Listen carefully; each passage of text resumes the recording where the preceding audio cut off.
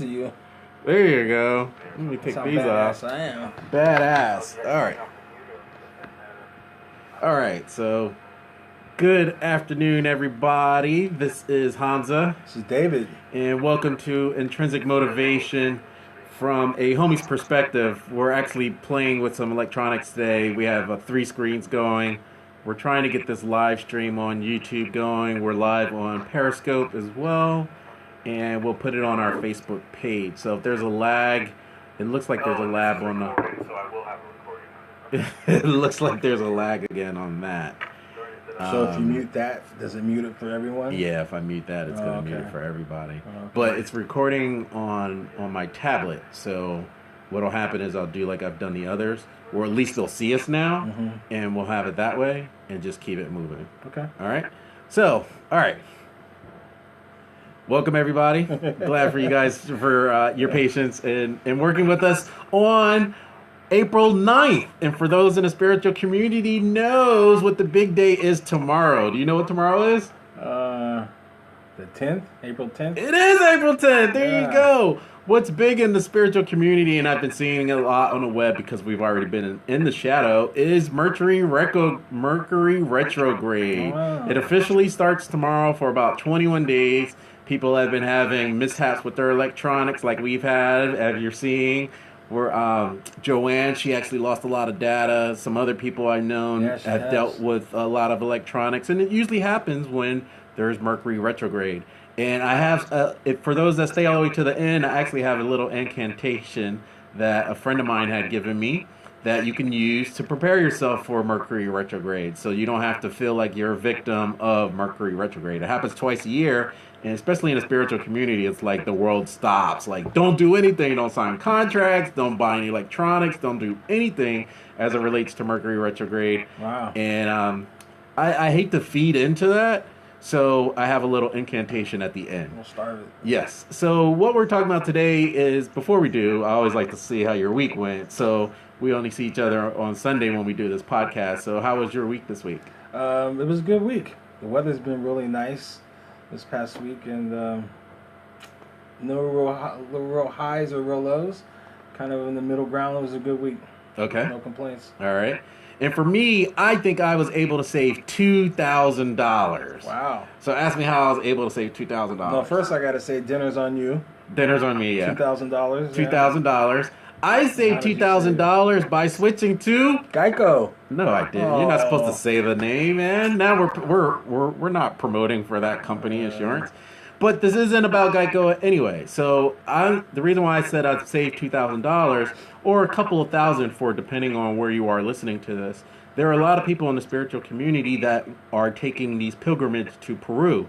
And they're going to Peru because they want to do the ayahuasca retreats. Because in places like the UK and places like the United States, it's illegal to use it.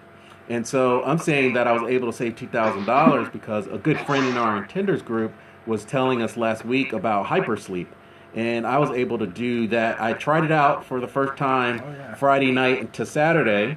And for those that don't know about Hypersleep is when you sleep up to 24 hours or longer.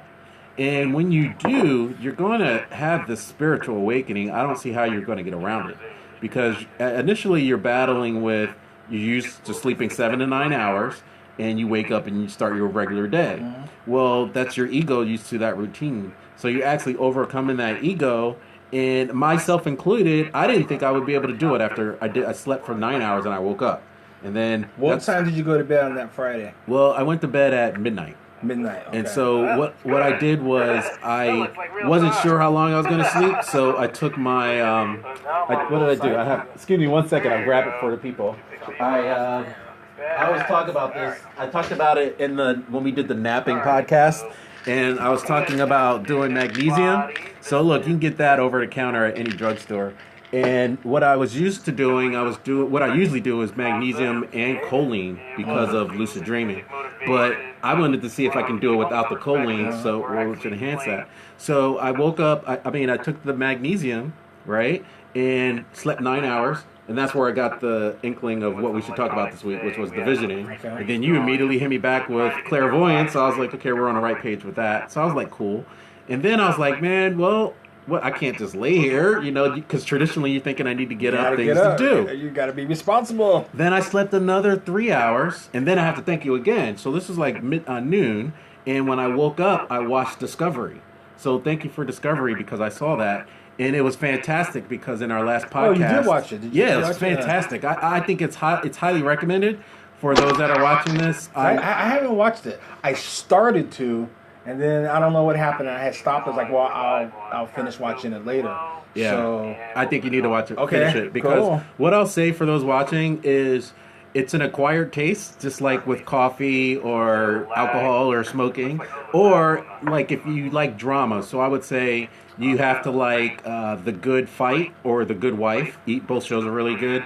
I would also put in Fargo, and I would put in The Americans. And the reason why I put all three of those together is they're kind of slow, and you have to pay attention to the minutia to see what's really going on. And so they really build up to, like, at the end you're going to be like, oh my goodness, this is fantastic, right?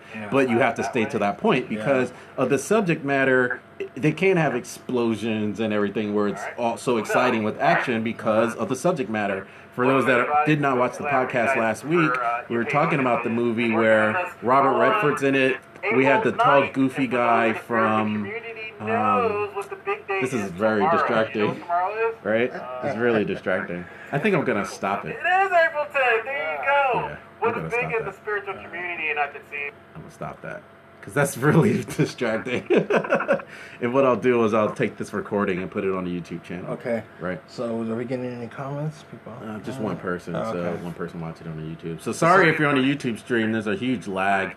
So now they'll be able to hear us, or they just won't be able to see us, or both? Yeah, they won't because it looks like it's still going, but I have it muted. It was just too distracting. No, I get it. So anyway, for those that didn't listen to the podcast last week, we were talking about the movie Discovery, and it has the tall, goofy guy from How I Met Your Mother in it, and it has his brother in it is a redheaded guy, and he's the husband from Fargo season 2. So it was really cool to see those two together, and Robert Redford's the father. So Robert Redford had discovered that there is life after death, and he had proof for it. He's a scientist, right? He's a scientist. Yeah. They're all scientists. The son, the goofy guy is the protagonist from How I Met Your Mother. I don't know his name. But he's the protagonist. He's a neurosurgeon. So he is totally against what his father's doing because ever since Robert Redford made this discovery, there's been a massive wave of suicides. And people are like, well, if it's better on the other side, why go through the muckery that I'm dealing with now? I'm just going to end my life, right? So you have all these people. And I don't want to give away too much, but I thought it was really good, and I highly recommend it. So I saw that from 12 to 2. And then I was like, well, I just watched a movie. And in our podcast last week, we were talking about watching things before we go to bed. So it was just really interesting because I was processing that in with the super sleep. So from 2 to 7, I went back to sleep.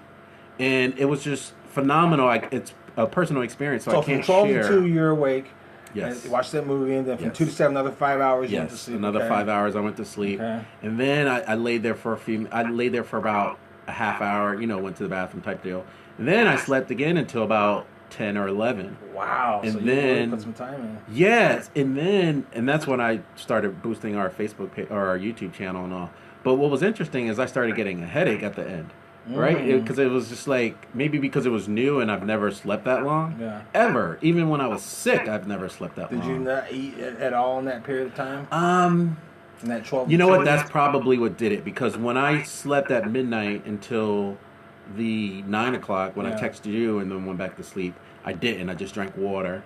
And then I always remember our friend in the attenders group. I don't want to say her name until we have her on the podcast because she's been doing this for a while and she can have greater insight than me just doing it for the first time. And by the way, I'm going to do this again. I'm thinking either next week or shortly after, because she said it should be done like once a month, or it should be done once every new moon. And so there are different ways to look at when you're actually going to do it. And so no, I did not eat. And that was one thing I was thinking about because, again, your mind's so used to your routine. And I was like, wow, I haven't eaten anything yet, right? And I thought that's where I was getting a headache towards the end of the day. And towards the end of the day, I was like, I snuck and ate some cookies, right? I was like, well, that'll do it. And then I actually ate at 10 o'clock, and then 10 o'clock at night. So 10 o'clock at night, that's 22 hours, right? But I'm taking away the movie time, and I'm taking like an hour away of just laying in the bed. So I would say it was a 20-hour hypersleep, okay. And never done it before, and it was fantastic because there was so much processing that I was dealing with that I was unaware of. So, and the other thing that I didn't do that I will start doing now is journaling it, because it'll be interesting to kind of go back, and we'll kind of go into this as to how do clairvoyants work and what does perceptive mean, because I think some of that happens as well. And I know we've gone over for like 10, 15 minutes talking about the movie and how my week went without going into how do clairvoyants work. But I think it goes together, because for me as a clairvoyant working, a lot of my messages come through the dream state anyway. So when I go through the dream state, that helps me personally, versus if I'm reading somebody, that's totally different. Like, I'm not going to sleep while I'm there. But I found that if I close my eyes while I do a clairvoyant reading, I actually see a lot more. And then when I open my eyes to see them, I'm back in third dimension, and then some ego may get in. So I actually have my inclination. Everyone's different, but I think that I'm actually a stronger reader when my eyes are closed. Yeah. When I do phone readings, no one can tell anyway, so I always have my eyes closed. So, that's me. Yeah. Yeah. No, I agree that if keeping your eyes closed, then maybe the person that you're reading reminds you of someone that you went to school with that bullied you or whatever, a coworker, and you can start kind of getting stuck on some of those pictures and whatnot. Absolutely. So keeping your eyes closed as much, and then with practice, then you can really see and understand the benefit of that, why you need to keep your eyes closed. Now, before we jump into it, let's just get some formalities out of the way for those that are looking at clairvoyant or people that are clairvoyant. With the actual definition, I'll just read it from dictionary.com, is a person who claims to have a supernatural ability to perceive events in the future or beyond normal sensory contact. The reason why I wanted to read it for two reasons. One, it says a person that claims to have supernatural ability, which I totally disagree with, because I don't think there's anything supernatural at all. I think we all have that capability. It's just you spending your time to actually develop it. And then the other part is able to see things in the future or beyond. And what we learn that's different. Thanks for the hearts and the kisses, love. The one thing that I would like to say about seeing in the future or beyond is when you get a reading from us. I know at Horizon, you could tell me differently at Berkeley Psychic Institute, but we actually did what's called real-time readings, or what was happening, present-time readings.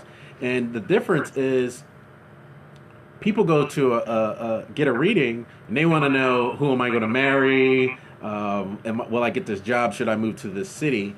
And I always like to give that clarification at the beginning of, look, this is a present time reading. This is what I see today. Yeah. Because we ultimately will have free will. And for men, if I say you're going to meet this hot redhead, then you're going to discount every other woman you meet before her. Yeah. And they could be the people that you're supposed to meet. So, because the clairvoyant told you so. Yeah, the clairvoyant. And then you're upset because this blonde girl was all over you, and you're like, I'm not going to deal anything with you because you're not a redhead. Yeah.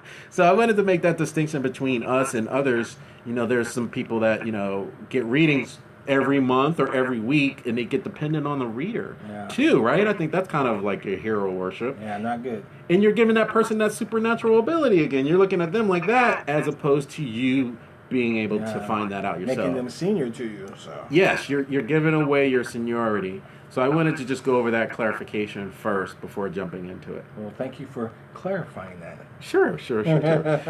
So, I mean, there's so many ways to look at being clairvoyant and in readings and such. So how would you like to attack that? Well, clairvoyant, it's a French word, and it comes from the French, and the clair means clear. I think clearly seen, and voyant. I'm not quite sure what voyant means. Let's see what it says here. What does it say? Voyant means vision. So essentially it means clear vision. Seeing, for me, it's always just meant seeing clearly.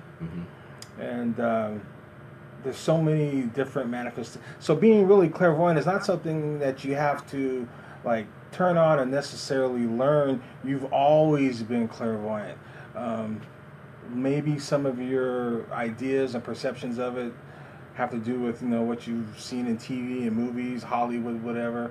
But clearly seeing is what being clairvoyant is. So let's say, for example, you get to that fork in the road in life, and you decide it's clear to you that you need to go in this direction. That's a perfect example of being clairvoyant. Anytime you're seeing and what your truth is in the moment is clear to you, that's an example of being clairvoyant. So it's not really like reading, knowing the future or anything like that. Now, you can get readings from people and stuff and who have high levels of awareness, and they're able to see the energy, within your aura, your energy field, and pictures and symbols and whatnot. That's also being clairvoyant. But seeing clearly, separating the truth from the lie, essentially is what clairvoyance is. Okay. For me. Now, what's interesting about the web, and I love the web. I mean, I'm a digital marketer, so I'm on the web all the time, and I always go down these rabbit holes. So when I was doing some preliminary research for this, I had uncovered Jainism. And you wanted to talk a little bit about Jainism, and we thought that was funny. We were talking about cultural appropriations, because for anyone that does a search for Jainism, you'll see the swastika, and so many people know. Unfortunately, they know the swastika from what happened in the 1930s and 40s in Germany, but they got that from somewhere else. So, do you want to talk about the origins of Jainism? Well, I just found out about Jainism just prior to this coming on air here. I had never even heard of it, but it's traditionally known as it's an ancient Indian religion belonging to the Shramana tradition. So I'm just kind of reading this, and there's three main principles of Jainism, and it's non-violence, non-absolutism, and non-possessiveness.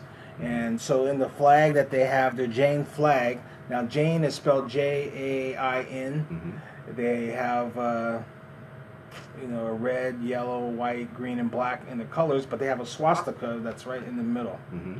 And so you might be able to talk a little more about the swastika, the meaning. Yeah, because swastika, if you look at it, it's balance, and there's a meaning on all sides. Is that it's what it equal, is? Balance? Yes. Okay. So when you look at that, there's an equality aspect of it, and so that was the main reason of it. And their tenets in Jainism states that if you follow what they're following, and we're not promoting this at all, but it opens up your awareness. Yeah. And many people that I know that are intuitive, they will say that their diet has changed, that they don't drink as much, or they don't smoke as much, they don't partake in the lower energy forms of what they used to. Now, the other side of that, of being clairvoyant, is we'll see other people that I do know where they will actually drink more, or they'll eat a lot of sugar, and what they're doing is they're trying to drown that out. We talked about that, I think it was 2 podcasts ago, when we were talking about transmediumship, because sometimes they don't have that seniority, and they're allowing other energies to come in, or they can't shut that noise off. Yeah. So they're actually using alcohol or what have you to drown out their natural clairvoyance, right? Yeah. So one question that I had gotten when we were looking at this is, what's it like to be clairvoyant, and how would you address? Is it different from anything else? Do you put on a Spider-Man outfit and then you become clairvoyant? Yeah. So what does it take? Well, kind of like I mentioned before, it's not something you always are. Right? As soon as you come into the body, to the earth experience, you're clairvoyant. For me, once I learned, started doing the clairvoyant training and learning how to do readings and whatnot, it was kind of cool to be able to look back at my entire life prior to that, and it's like, oh, okay, that's times when I was reading people or using my clairvoyance and didn't have that terminology, that language, and so forth. And so for me, it's very cool, because you're always aware of people's energy, their pictures, what's kind of going on with them on an energy level.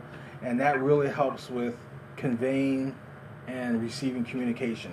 Okay. In any of those arenas, especially giving and receiving communication, it's it's beyond what's the word I want to use? It's just so beneficial, and I don't know how else to put it. So, and it's really good when you can tell when people are lying to you. Clairvoyance is an awesome tool to use. You can always tell. And for those people that can see auras, they might know what I'm talking about. When someone lies to you, their aura shimmers. Yes. So that's how you know when someone's lying to you. Or at any point in time, you're using your clairvoyance. Let's say someone's talking to you and telling you something, and at any point in time, you know what they're telling you is not true, then they're lying. That's simple. That's an example of being clairvoyant. So it doesn't always have to be something you see. It can be, there's other types of clairs, like clairsentience, which is clear... sentience? Sight. Is it sight? No. Feeling. No. Okay. Is it feeling? Yeah. Your clairvoyance is seen. Yeah, clairvoyance is seen. Yeah. And then there's the clair. There's the other couple of clairaudient. Yeah. Clairsentience is feeling. So clairsentient is someone who could like grab an object and they can know all about it. You know, someone's personal, like their clothes or something. And sometimes law enforcement uses those kind of psychics. You know, they'll give items to the clairsentient or the psychic, and they'll feel it and they get information. Clairaudience is people that can hear spirit. Some mediums, are like that. They can't see, but they can. They just don't realize they can. But they hear everything. Spirit can talk to them. They hear the voices, and they'll relay those messages. And then there's, which I never had even heard till now, is Clairofactus. Clairofactus. That's clear smelling. Wow. Yeah, I think my sister is Clairofactus, Is right? she? Yeah. And what's interesting, there's a couple of things of what you're talking about when you talk about clairaudient. And I wish I remember this guy. He's on YouTube as well, and he's a channel. But it's really interesting to listen to his channel because he'll tell you he's clairaudient. So what he'll do is he'll hear the message and he'll repeat the message, and then he'll repeat the channel. Right? So he repeats twice. You know what I'm saying? Yeah. And it's just really interesting to listen to him because it's a acquired taste to listen to him because he'll say everything he says he repeats twice because once he's hearing it in his ear and then he's given that message. So you have to really, it's an acquired taste, kind of like the movie, to listen to him. But for guys, I think it's harder for us. Women, I think, already have they're already clairvoyant. They already have that sixth sense. And a lot of it comes because they're nurturers, right? Yeah. For children, they have to know if the child's sick or if the child's in danger or what have you. Yeah. But when they become older, they know when that guy's lying or he's not where he said he is and all. And so it's just really interesting. I always try to compare myself. I was talking about putting on a super outfit. So my sister and I are twins, so we're Wonder Twins, right? And so it's easier for her to do it, and I just know that it took me a longer time to actually develop the skills because for women, I believe it becomes natural. But when I said what it like to be clairvoyant from my end, a lot of people always look at it from like you said, a hindsight 2020, right? Where there could be a defining moment in your life, and either you ignore it. I think most people find that they're clairvoyant when they ignore that message. And my personal experience or just experience in the 20s, I think many people will appreciate this. When you're in your 20s, you're clubbing a lot, you're doing a lot of frat parties and things, and there's a lot of low energy because everyone's imbibing, everybody's drinking, smoking or whatever. And then you get this inkling, like this tap on the shoulder, an invisible tap that's saying, hey, you need to leave, or hey, there's danger around, and you ignore it. You're like, oh, what is that? That's weird. And then it happens. And then you're like, man, something told me. Well, that's your clairaudient. That's your clairvoyance happening. It's either your guide's trying to reach you or some type of energy that's around you that's trying to protect you, right? Because I think that there's a lot of wholesale popcorn on sale in the spirit world because they just sit and eat popcorn and just laugh at us. And, oh, well, I better step in right now because this person's about to walk off a cliff. But they speak through us, at least through me, through the clairvoyance, right? Because, there's so many examples that, when you said, or we were talking about visioning too, where you may envision something for your highest good. You don't know what your highest good is. Yeah. And so you can get your clairvoyance there where you're thinking that still, and there still could be some ego there. But the universe will give you a better picture or a better outcome than you ever imagined. So it's always funny. I always, talk to Joanne about this too, about going to an attenders meeting. I kind of laugh. And I go because I like hanging out with her. But I'm like, why are we even going to this thing, right? It's kind of like Abraham, where you ask and you shall receive. You ask the universe brings it to you, and then you receive it. It's pretty much that simple. And if we get out of our own way, then you can see where your clairvoyance muscle will get a lot stronger. Get out of your own way. Yes, I like that. Mm-hmm. Yeah. So I wanted to compare clairvoyance and visioning as well, because I come from a business background. And I always loved working at an architecture firm. And what they did at the architecture firm is when we're going to win work, or right when we have a kickoff meeting, we have what's called a visioning session. So those in corporate know visioning sessions, where our designer would say, he would have two pictures, and he would say, two physical pictures. So he would have one picture of, there were two pictures of the beach, right? But in the first picture, he would say, this is a vision of a perfect vacation with just me and my wife. And you have, the two seats in the sand. You have maybe some beer, like a Corona commercial. And they're just looking out at the ocean. And then he goes, however, I have teenage kids and one's in college. So here's our vision of a perfect vacation on the beach here. Yeah. And there, since they have kids in high school and one in college, they're overrun with all these people. It's loud. There's DJs, girls shaking around and all this. And they're like, we have two different visions, even though this is our picture of a perfect environment. So our job is to bring both of those pictures together so that everyone's on one accord. And I really like that, and I know a lot of third dimension people will appreciate it, because that makes sense. It's a win-win scenario. But I also think that you can apply it to fourth and fifth dimension as well when you have these type of visions, because like I just mentioned, you may envision, this is the thing that I want, and the universe has another vision of what's best for you, for your highest good. And if you marry the two together, that is the ultimate picture.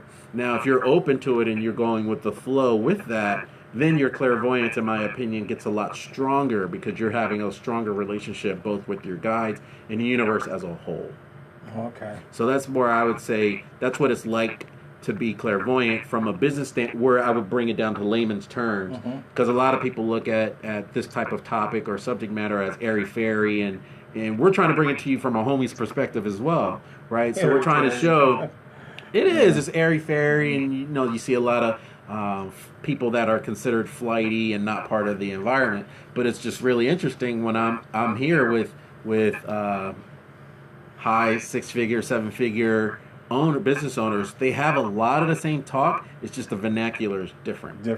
Right? Like they're even doing things like Hypersleep and going away. Here we have a place in Sandy Springs, Georgia. It's called Ignatius House. So for those that live in Georgia, look it up.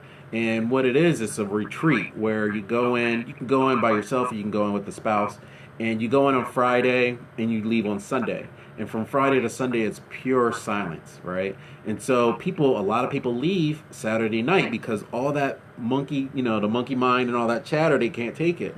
But the people that stick with it, they have these huge breakthroughs, and then you can go for a week or, even longer and things like that. It's just that. What is it called? The Ignatius House? The Ignatius House. Ignatius House. So definitely look it up, everybody, for a homework assignment, because it's huge, and I kind of look at it again at the beginning of the podcast where I was talking about saving $2,000, in that on some level we look outside of ourselves of getting that fulfillment, right? Like for me, and I'm saying asterisk by saving the $2,000, because I still may ultimately go to Peru, just like other people that are listening to this, just so they can have the experience, right? And so not to deny anyone of that experience, but I'm saying you could probably get just a great result doing the hypersleep, or doing some of the napping if you're not even doing any napping, and seeing how you can benefit from that before going outside of yourself and looking for the healing, those healers and people. Now it's more of a tourist area in Peru and some of these places, right?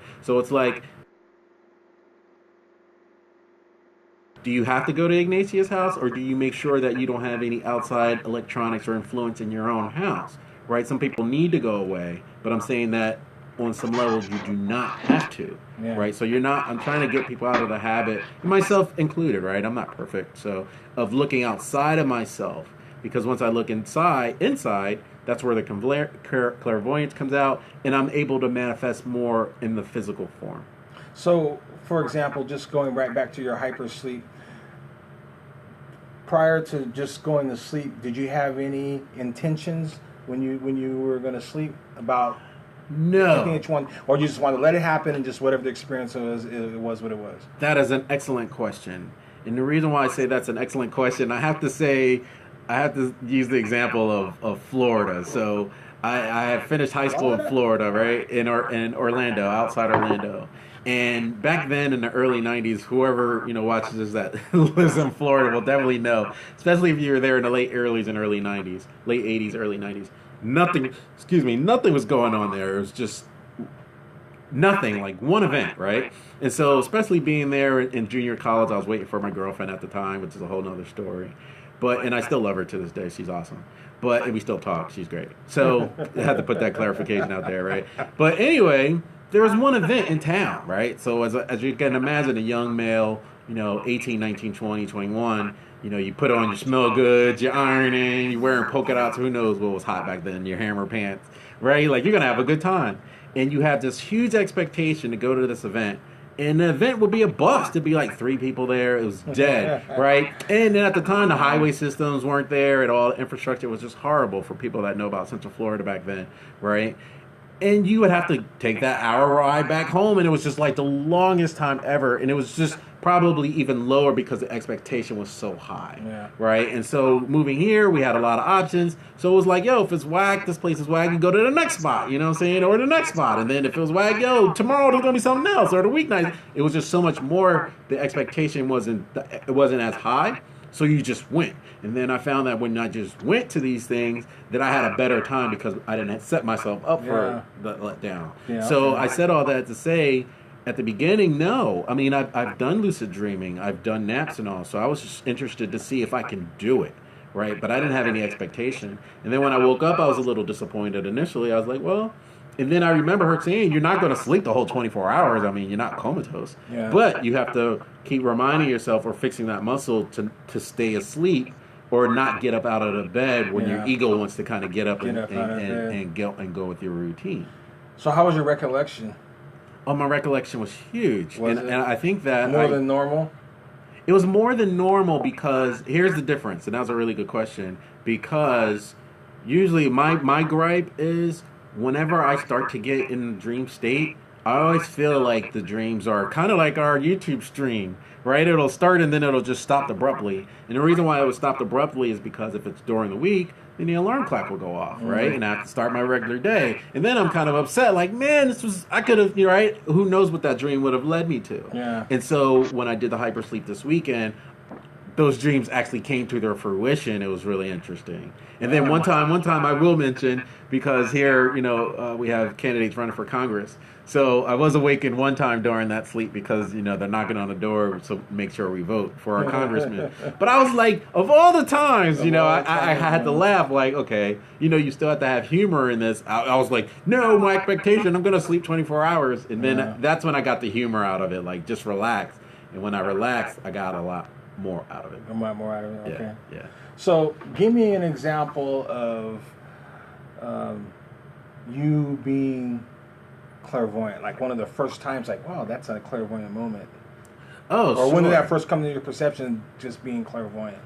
Oh, the first perception is, you know what it is? I think it's where, all right. I mean, like, for example, when you were 9 years old, you didn't know anything about clairvoyance, right? Did that word even exist in your vocabulary? No, it didn't, but when you look back, it's really funny. And this is a homie's perspective, so this is where I'm going to use this. So you know how you can go and you go in a room, and the room seems cold, not temperature-wise, but it just seems like the energy's low in there, right? Or you may run into somebody that you don't know for whatever reason, you just don't like that person. I think that's clairvoyant. So I would say coming in from a homie's perspective and like, for some reason, I just don't like you. And it was like, well, ignoring it, like I said initially, like, oh, that's just weird. And then like 6 months down the line, something may happen with that person. And you're just like, wow, well, I had those inclinations to pay attention to earlier. And that's where you need to start paying attention to. And so now, as an older person, these many years later, I am always reminded, because sometimes I'll still argue, right? I'm trying to logically explain that. Because when the clairvoyance too isn't logical, right? It could be something where it's totally in my experience, left field, and you're just like, even in my readings were like that. When I give readings, I'm always like, I'm gonna say something left field, but it makes sense to me. So when I explain it to you, then it may make sense to you. So it's funny, like if my eyes are closed, I'll see something, and then I'll open my eyes and explain it to whoever I'm reading, and then they'll do the Scooby-Doo like, huh? And then I'll say, what this means is, and then they'll go, oh my gosh! And I just found that works for me because I have the seniority now where I have the validation as well. Where initially when I first started reading, I'm like, Joanne always told us at Horizon Center, like, don't discount what you're seeing. Just go out and say it. Don't compromise your certainty because you're going to question it. Yeah. And ultimately what that means is trust. Yeah. And so you have to, if you don't trust yourself, who can you trust? Yeah. So there's a lot of people, this is getting on the soapbox, but if you don't trust yourself, you're putting yourself in relationships where the expectation is you're going to let yourself down. Yeah. And it has nothing to do with the other person, right? I completely agree with what you were just talking about, and I can kind of go back to my own reading history and learning how to do readings, and I was the same way. And I learned early on that the more outrageous or out of left field it seemed, that's what I needed to talk about. Mm-hmm. And I learned that even if it didn't make sense to me, it can make a whole lot of sense to that person that's getting the reading. Yes. And so I can remember being in a reading. This was way early on, and I wasn't center chair. It was another guy was center chair, and he was struggling. And so the control came in, and no, this was during the break, and he was kind of struggling, and the teacher was talking to him, and he said, you know what? Well, all else fails, just wing it.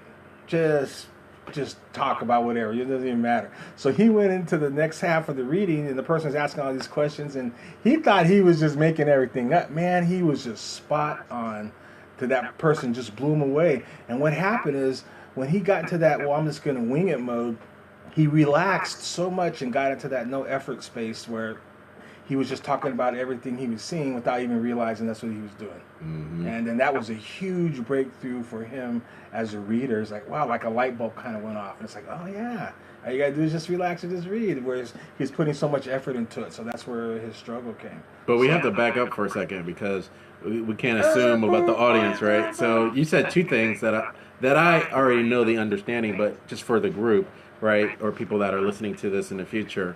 So you said two things that stood out to me. You said center chair, and then you said that the other one was the, what was it? He was the control. The control, Oh, yeah. okay. So if you can go give brief explanations about the type of readings that me and Hamza have done, it's not just you can do one-on-one readings, but when we were learning how to do them, there was usually anywhere from 3 to maybe 5 people in a reading, and the center chair generally was the one who had the most experience with among those readers. So you're reading in a row? Yeah. Okay. 5 people in a row. Mm-hmm. There's one person in the middle known as center chair, and they're their primary reader of the reading.